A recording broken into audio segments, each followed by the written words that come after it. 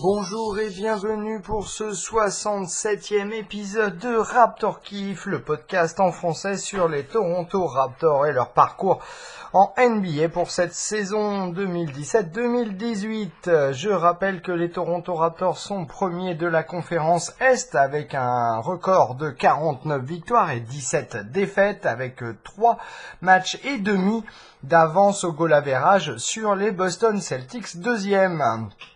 Ce soir, les Toronto Raptors affronteront les Brooklyn Nets qui, eux, pour le moment, sont 13e de la conférence Est avec un record de 21 victoires et 46 défaites. Les Brooklyn Nets qui n'ont plus rien à espérer concernant les playoffs et qui, alors qu'ils ne possèdent pas leur premier choix de draft cette saison, avaient de bons espoirs à la limite de finir dans les places entre la 9e et la 10e ou 11e position, alors que là, pour le moment, ils sont 13e, ce qui offre à Cleveland, qui possède leur premier choix de draft pour le mois de juin, de très belles perspectives pour avoir un joueur intéressant et bourré de talent, encore une fois, surtout s'ils arrivent à conserver LeBron James la saison prochaine. Petite note de fin, Indiana l'a emporté face à Philadelphie et les Timberwolves ont... il faut que je vois ce qui se passe. Les Timberwolves, semble-t-il, l'ont emporté face à Washington. Ce qui compromet du coup les chances de Washington et Philadelphie. Non pas d'atteindre les playoffs parce que je pense qu'ils sont quasiment assurés de les atteindre puisque la 9e équipe à l'Est est trop loin. Il s'agit de Détroit et qui est en train de se prendre une claque ce soir face à... Alors attendez que je vérifie. Face à Utah qui à la mi-temps mène 64-39 face à Détroit.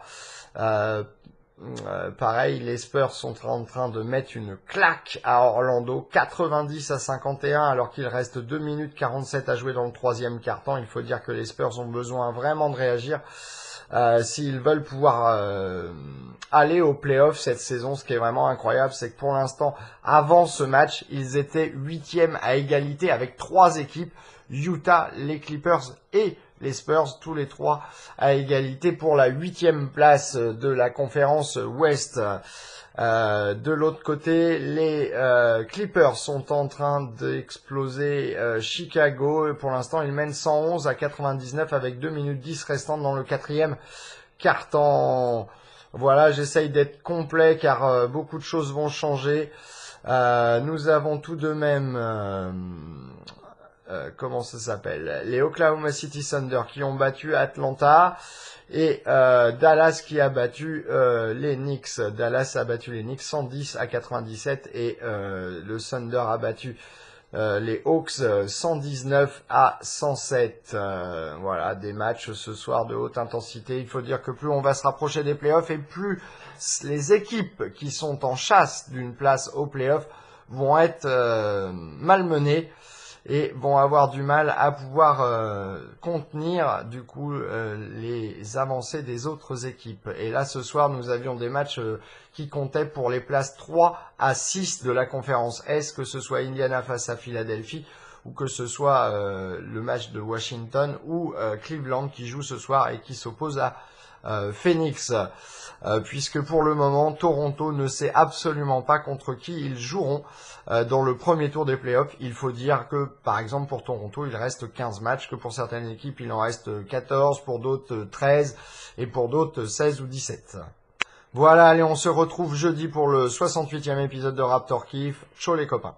En ce qui concerne mes étoiles et mes flocons, je donnerai une étoile à Brooklyn pour la façon dont ils ont joué leur match avec énormément d'intensité. Bien sûr, ils sont tombés face à une équipe trop forte pour eux et surtout qui a su réagir puisque Brooklyn a mené de...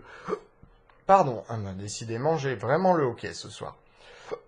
Ah bah alors je vais pas y arriver. Brooklyn a mené de 15 points à un moment donné dans la première mi-temps. En fin en fait de deuxième quart-temps. Pardon, le meilleur score pour Brooklyn a été en tout début de troisième quart-temps. Et Toronto qui a su, à partir de là, rattraper son retard, revenir, passer devant et y rester et remporter le match. Donc, ma première étoile, je le disais, revient à l'équipe de Brooklyn qui a été exceptionnelle. Ma deuxième à DeAngelo Russell pour son premier quart-temps. Je veux dire, c'est du grand art. On ne peut pas dire les choses autrement. 24 points et surtout un 7 sur 8 à 3 points dans le premier quart-temps qui est impressionnant. C'est dommage qu'il n'ait pas réussi à rester dans le même rythme tout le match, car il aurait pu faire des miracles. Tout de même, 32 points, meilleur marqueur du match. Ma troisième étoile reviendra à Jonas Valanciunas qui a fait un boulot énorme à l'intérieur, au rebond, tout comme en scoring, puisqu'il termine meilleur marqueur des Raptors avec 26 points. Ma quatrième étoile reviendra à Fred VanVleet qui a été déterminant pour faire la différence dans ce match. Ma cinquième étoile reviendra à un Kyle Lowry qui a été le véritable général sur le terrain. Et ma sixième reviendra au banc, en dehors de VanVleet, le banc qui a su jouer à armes égales en termes de rapidité dans ce match. C'était très impressionnant. Voilà, c'est fini pour aujourd'hui. Je vous rappelle qu'on se retrouve jeudi soir pour le match opposant les Toronto Raptors aux Indiana Pacers et le match se jouera à Indiana. Allez, ciao les copains! Nous sommes donc le mardi 13 mars 2018 et les Toronto Raptors vont affronter les Brooklyn Nets. Le match se déroule à Brooklyn, New York City bien entendu. Et le 5 de départ pour les Brooklyn Nets est composé de Dinwiddie, DeAngelo Russell, de Alex Cobb, DeMarre Carroll, l'ancien Raptor, et de Cunningham au poste de pilier, ce qui est très étonnant. Pour les Toronto Raptors, il s'agit de Kyle Lowry, DeMar DeRozan, Norman Powell, Serge Ibaka et Jonas Valanciunas. Et dans ce premier carton, nous avons joué 3 minutes et 47 secondes. Enfin, les deux équipes, parce que moi je ne joue pas, je ne fais que regarder et vous commenter le match. Mais bon, ils ont joué 3 minutes et 47 secondes et attendez bien le score. Brooklyn mène 17-6. Et Brooklyn, surtout, a tenté 6 paniers à 3 points et en a marqué déjà 5. C'est un match complètement fou de la part de Brooklyn en ce début de rencontre. Et Toronto qui va plutôt à l'intérieur et qui n'a marqué que 6 points et qui a raté les 2 tirs qu'ils ont tenté à 3 points. Et du coup, Dwayne Casey qui tout de suite appelle un temps mort car il va falloir réagir, sinon Brooklyn risque de tirer des 3 points toute la soirée et au taux de réussite qu'ils ont en ce début de match, ce serait hallucinant. Il faut dire qu'un DeAngelo Russell en a tiré 4 et réussi 3, je crois, ou alors peut-être 4, ce qui est assez inhabituel pour lui, donc voilà, mais tout de même, 17-6 pour Brooklyn après seulement 3 minutes et 47 secondes de match.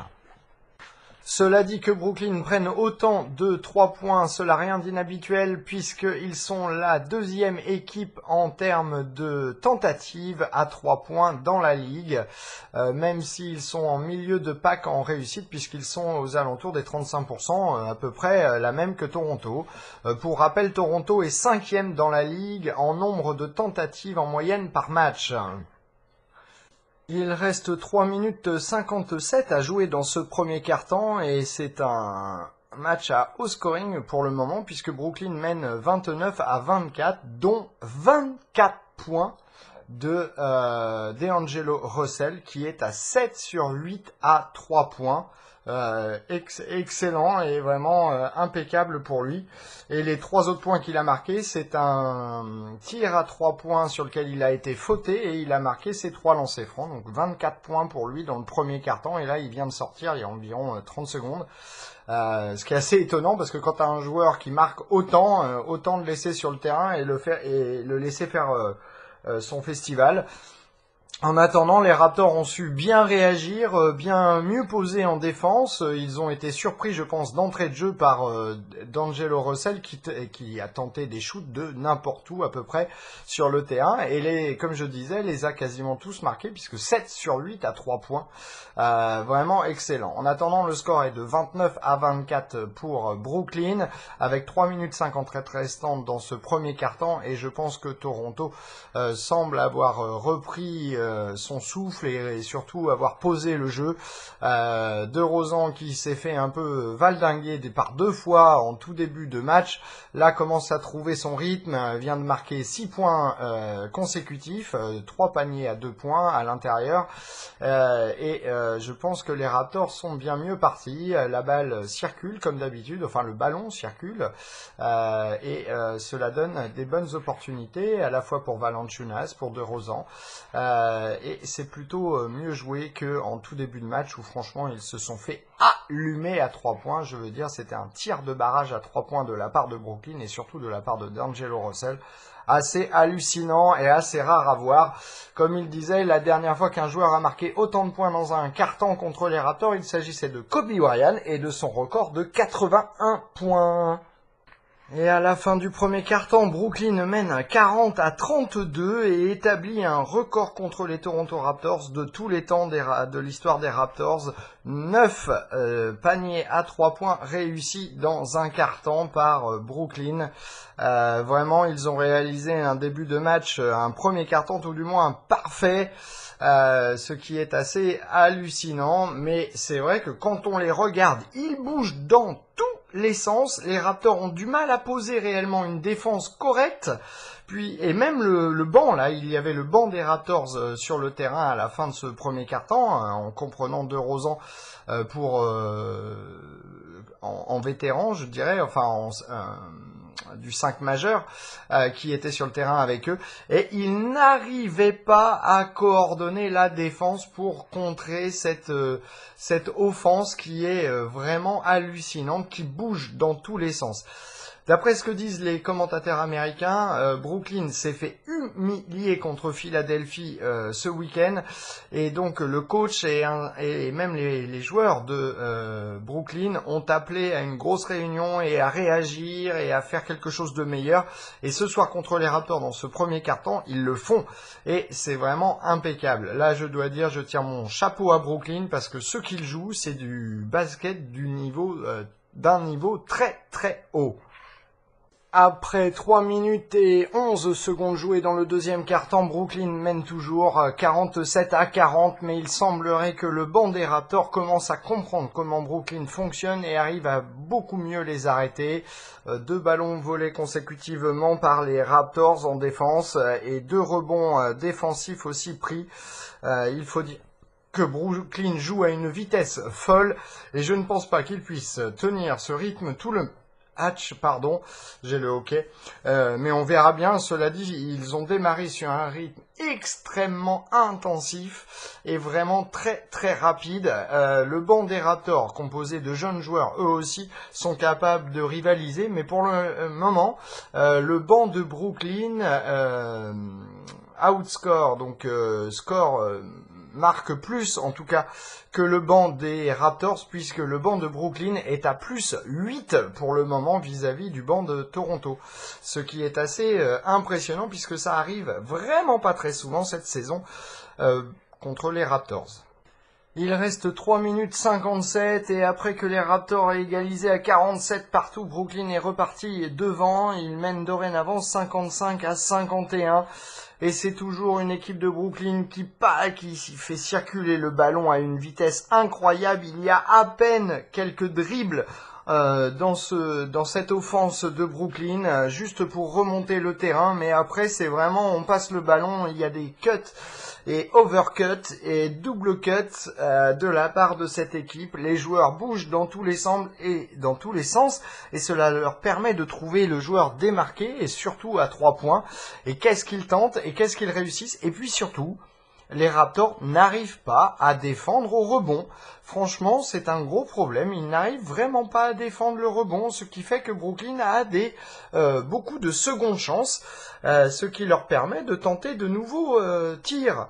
Et pour l'instant, ils mènent de 4 points, 55 à 51 avec 3 minutes 57 restantes dans ce deuxième quart-temps, mais vraiment ils jouent un très beau style de basket. Cela dit, on doit bien dire, dans le premier quart-temps ils ont marqué 40 points, pour l'instant ils n'en ont marqué que 15 dans ce deuxième quart-temps avec à peine 4 minutes restantes, tandis que Toronto, qui en avait marqué 32, en a déjà marqué 19 dans ce deuxième quart-temps, donc un peu meilleur. Ils ont redressé la barre.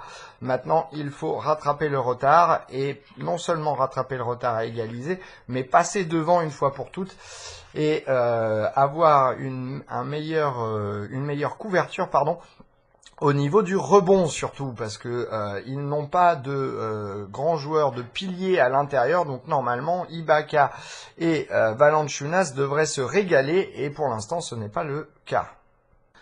Et à la mi-temps, Brooklyn mène 67 à 57. Ils ont bien réaccéléré, je dois bien le dire, dans ces 4 dernières minutes de match.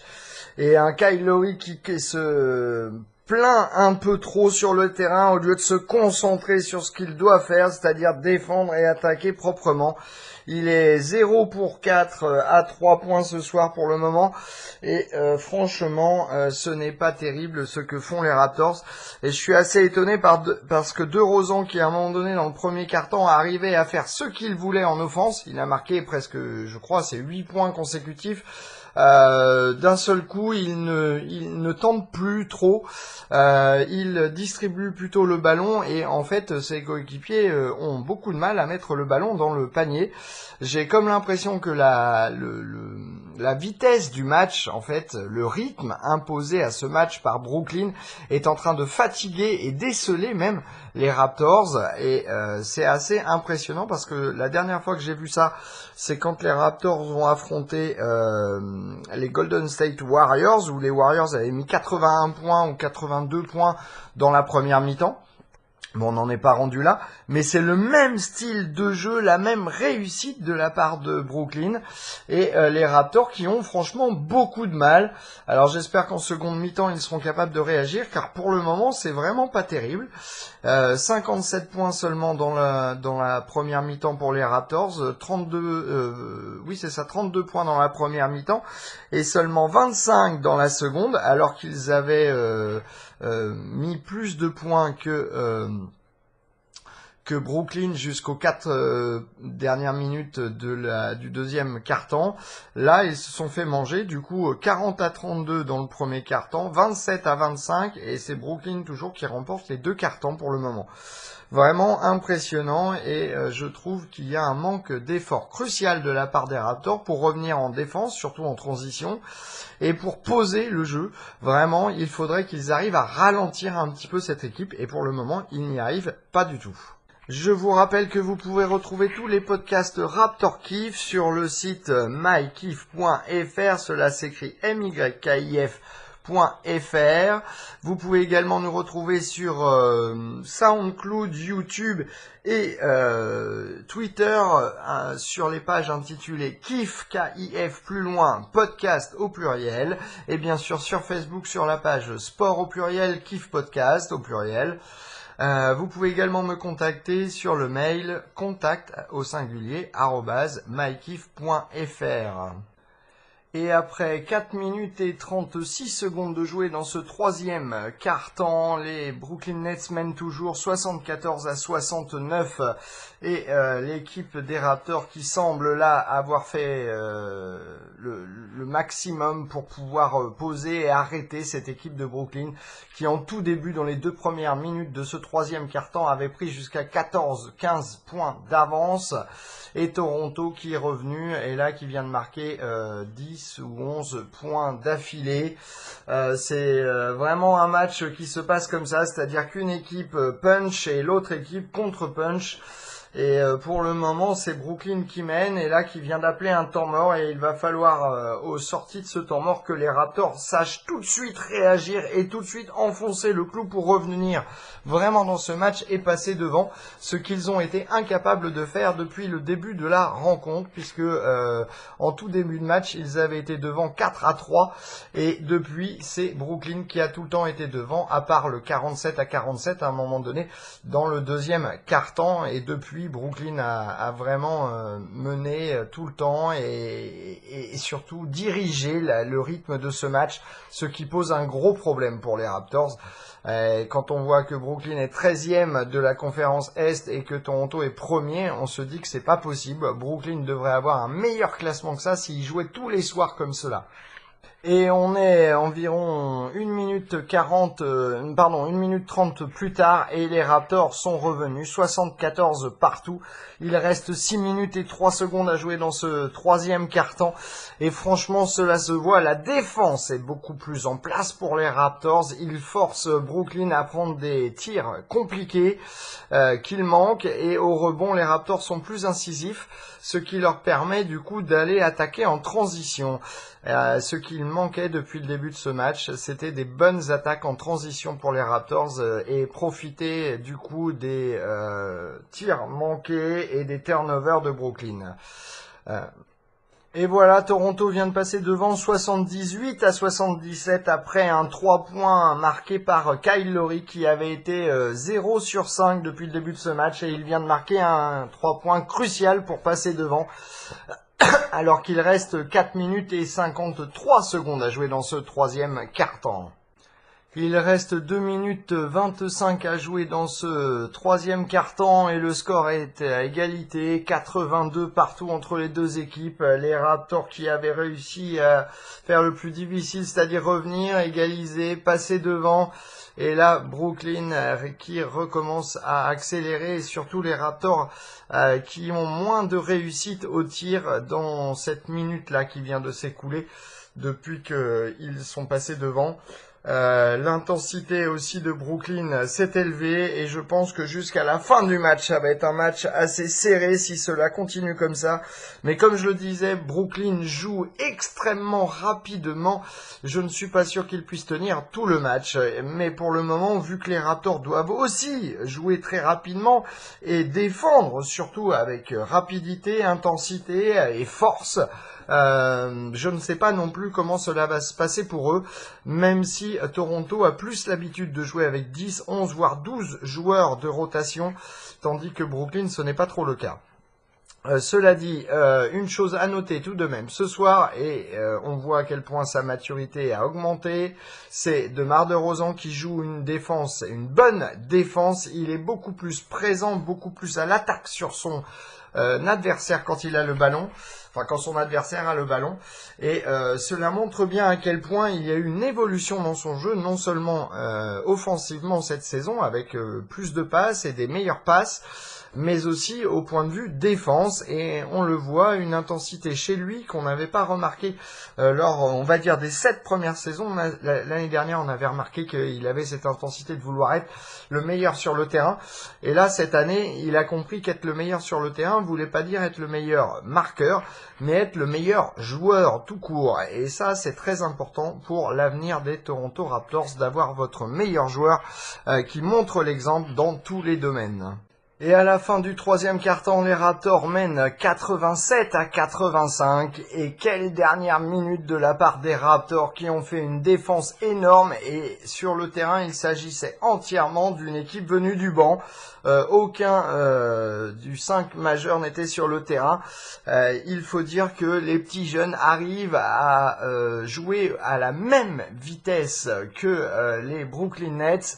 Et cela du coup pose problème aux Brooklyn Nets puisque Toronto joue mieux. En tout cas a plus l'habitude de jouer comme ça que Brooklyn et cela se voit. Et là du coup les Raptors sont enfin passés devant réellement 87-85. Bon, il y a que 2 points d'écart, mais on sent qu'il y a quelque chose de la part des jeunes Raptors et pas seulement. Et ce soir, c'est un Jonas Valanciunas très en forme qui sur 17 tirs tentés a marqué déjà 24 points. Il a été énorme à l'intérieur, je veux dire, il a déjà un double-double Ball, 24 points, 11 rebonds. Il est extrêmement précis ce soir, il faut dire, c'est d'autant mieux puisque DeMar DeRozan et Kyle Lowry, eux, ne sont pas à la fête, tout du moins en termes de réussite pour leur tir. Petit rappel tout de même que le dernier match entre les Toronto Raptors et les Brooklyn Nets qui s'était déroulé à Brooklyn avait été remporté par les Raptors, mais s'était terminé en prolongation. Donc c'est pour vous dire si entre les deux équipes il y a tout de même une certaine intensité déjà dans cette saison. En tout cas lors des deux derniers matchs, lors de confrontations.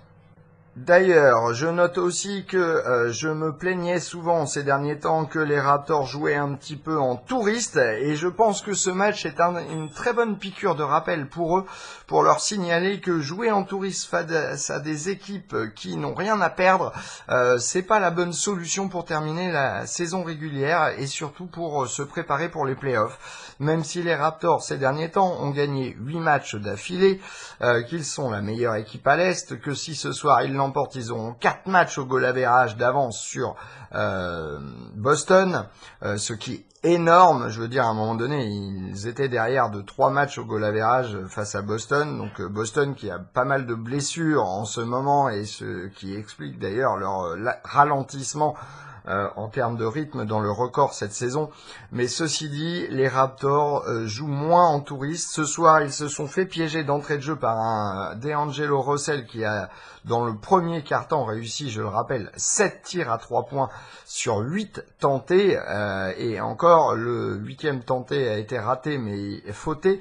Donc du coup, il a marqué quand même 24 points dans le premier quart-temps, ce qui est quand même historique puisque c'est le 5e meilleure performance dans un quart-temps face aux Toronto Raptors en ce qui concerne les tirs à 3 points.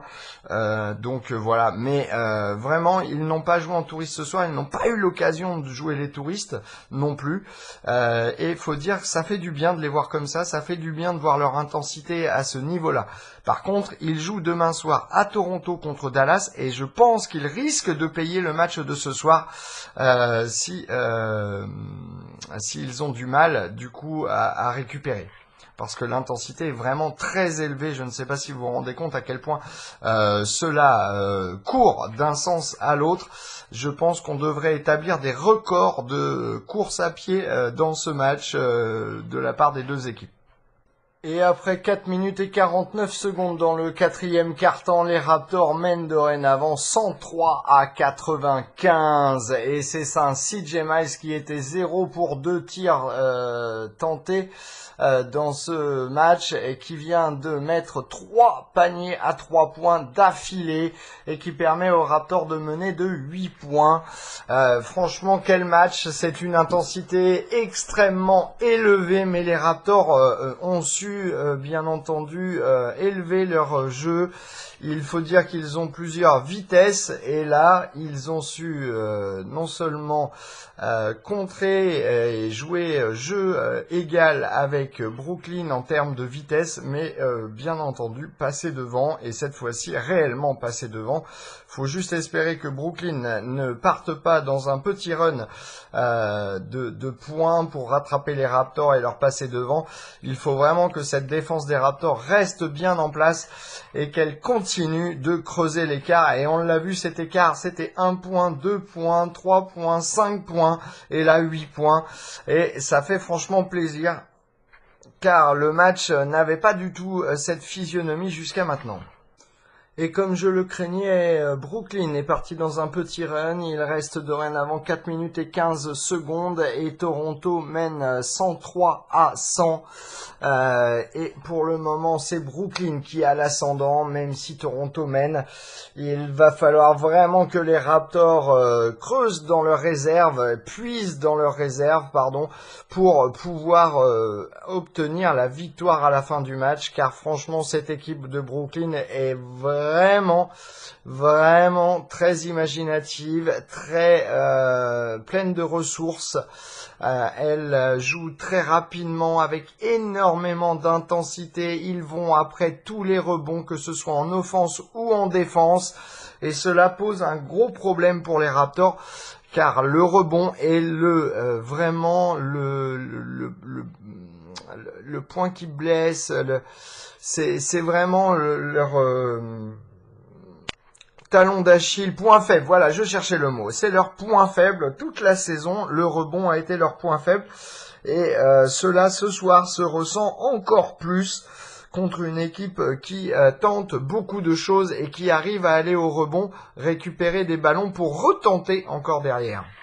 Et depuis le dernier temps mort, Toronto vient d'inscrire 9 points d'affilée, dont 7, si je suis bien précis, de la part de Demar DeRozan. Et le dernier, là, c'était Valanciunas avec un superbe dunk d'une passe de Kyle Lowry, ce qui permet aux Raptors de mener 112-100. Et oui, ils ont complètement éteint Brooklyn dans cette fin de quatrième quart-temps. Il reste tout de même 2 minutes. Et rien n'est joué quand on voit à quel point Brooklyn peut inscrire des paniers à 3 points, mais enfin tout de même, Toronto s'est mis un petit coussin d'air, on va dire, entre eux et Brooklyn en menant de 12 points. Ce qui est assez incroyable également, c'est le fait que dans la salle, à peu près la moitié des spectateurs, enfin peut-être qu'il est un peu de Marseille, le commentateur américain, mais il considère qu'il y a à peu près la moitié des spectateurs qui sont des Toronto Raptors fans, et cela s'entend car dans le public, là, on entendait des chants de Let's go Raptors, Let's go Raptors, Let's go Raptors, et c'était assez impressionnant parce que de l'autre côté, on entendait les sifflets, mais c'était les Let's Go Raptors qui l'emportaient sur les protestations des fans des Brooklyns. Et les Toronto Raptors l'emportent 116-102 dans un match qui a été un sacré combat, je dirais, jusqu'à la moitié du quatrième quart-temps, car après les Raptors, jusqu'à, je dirais, 4 minutes dans le quatrième quart-temps, puisque les Raptors à ce moment-là menaient déjà de 8 points, et après ils n'ont plus lâché l'avantage, ce qui est plutôt bien, et du coup l'emporte, je le rappelle, 116-102, et c'est la 50e victoire de la saison pour les Toronto Raptors, la 9e victoire d'affilée, et depuis le match perdu en prolongation contre Milwaukee, aucun match n'a été perdu depuis le All-Star Game. Ce qui est plutôt une bonne chose et une bonne mise en jambe quand on sait qu'il ne reste plus que 15 matchs d'ici les playoffs. Et il faut que les Raptors continuent. Et la barre des 60 matchs gagnés, jamais atteint dans l'histoire des Raptors, puisque leur maximum est 56.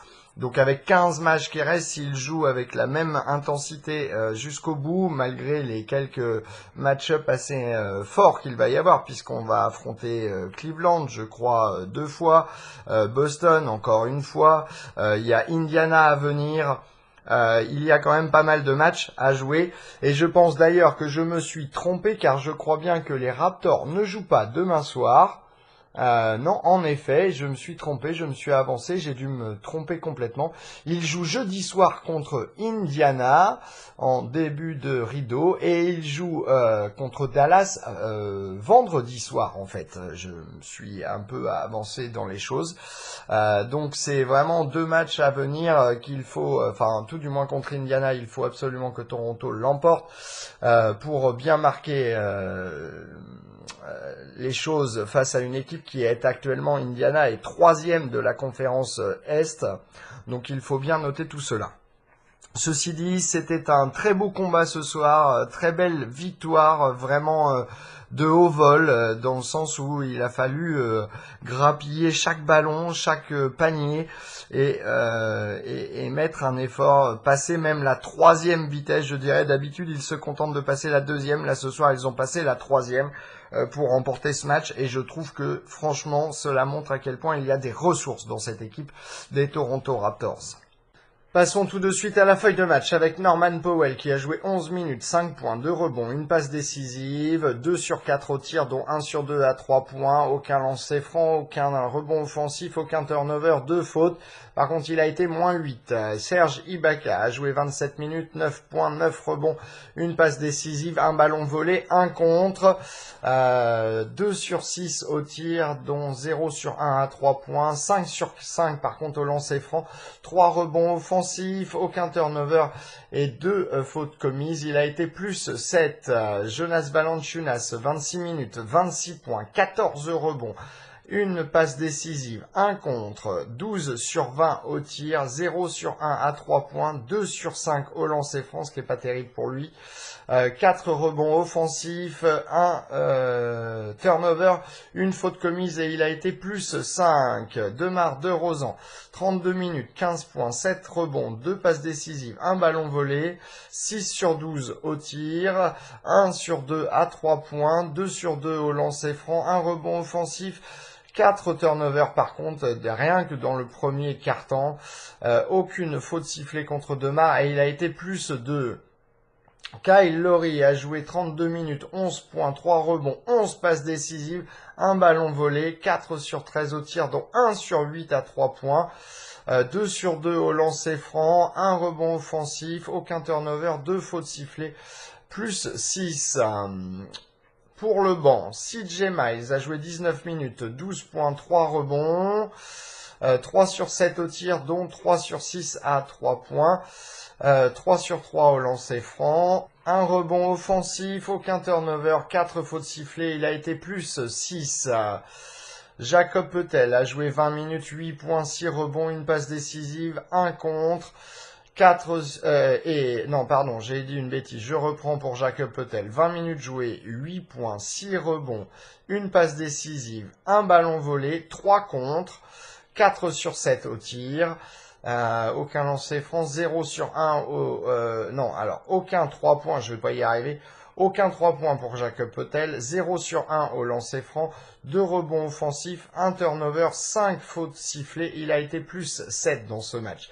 Fred VanVleet, 27 minutes, 15 points, 1 rebond, 4 passes décisives, 2 ballons volés, 5 sur 10 au tir, dont 3 sur 6 à 3 points, 2 sur 2 au lancer franc, aucun rebond offensif, 1 turnover, une faute sifflée et plus 31. Exceptionnel Fred VanVleet, franchement la révélation de la saison. Pascal Siakam a joué 18 minutes, 5 points, 5 rebonds, 2 passes décisives, 2 sur 5 au tir, aucun 3 points, 1 sur 1 au lancer franc, 1 rebond offensif, 1 turnover, 2 fautes sifflées et il a été plus 7. Delon Wright a joué 16 minutes, 10 points, 3 rebonds, 4 passes décisives, 1 ballon volé, 4 sur 6 au tir, dont 2 sur 4 à 3 points. Aucun lancer franc, aucun rebond offensif, 3 turnovers, aucune faute et il a été plus 7. Malcolm Miller a joué 4 minutes, aucun point, 0 sur 1 au tir. C'était un 3 points et c'est tout, une faute sifflée, il a été plus 4. Nigel Hayes a joué la dernière minute, à peine 50 secondes dans ce match et mine de rien, il a été plus 2 sans rien inscrire dans ce match. Lucas Noriega, quant à lui, a eu 1 contre et c'est tout. Ce qui est déjà pas mal, me direz-vous. Et il a été lui aussi plus 2. Voilà, c'est fini pour les joueurs en particulier. Passons dorénavant à la feuille de match complète, générale plutôt des Raptors, qui ont marqué 116 points, 53 rebonds, 27 passes décisives, 7 ballons volés, 6 contre, 44 sur 91 au tir, 11 sur 31 à 3 points, 17 sur 21 au lancer franc, 13 rebonds offensifs, 11 turnovers, 20 fautes commises. Voyons voir ce que Brooklyn a réussi et D'Angelo Russell qui termine lui avec 32 points en 34 minutes. Il en avait marqué 24 rien que dans le premier quart-temps. Pour les Brooklyn Nets au total, 102 points, 38 rebonds, donc finalement moins que les Raptors qui ont dominé complètement la seconde mi-temps. 21 passes décisives pour Brooklyn, 9 ballons volés, 6 contre également, égalité avec Toronto, 35 sur 66 au tir, 15 sur 36 à 3 points, 17 sur 19 au lancer franc, 9